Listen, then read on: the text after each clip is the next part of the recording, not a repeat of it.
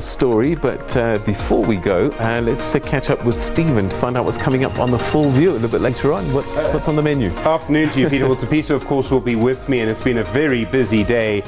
In a way, I suppose this day has been brought to us by the Commissions of Inquiry. So obviously we'll check in with the latest. We'll speak to Mrwebi Mbeja, get another update from him, from Angelo Agrizzi. We'll also take a slightly longer look at what's happening around the inquiry at the National Prosecuting Authority into the fitness for office of two advocates there. And then also, of course, tonight, Zimbabwe. Tshepiso's been preparing for that story later in the program. There's a lot to talk about what's happening in Zimbabwe. Also, I don't know about you, but I think it's quite difficult to verify some of the reports that we've been hearing. And just because it's on a WhatsApp group doesn't mean it's true, but doesn't mean it's not true. I actually think that some of the stuff that's being peddled is quite dangerous, and because there's a vacuum of information, any vacuum is filled by stuff, and at the moment you just don't know what's true and what isn't. It's a very complicated situation.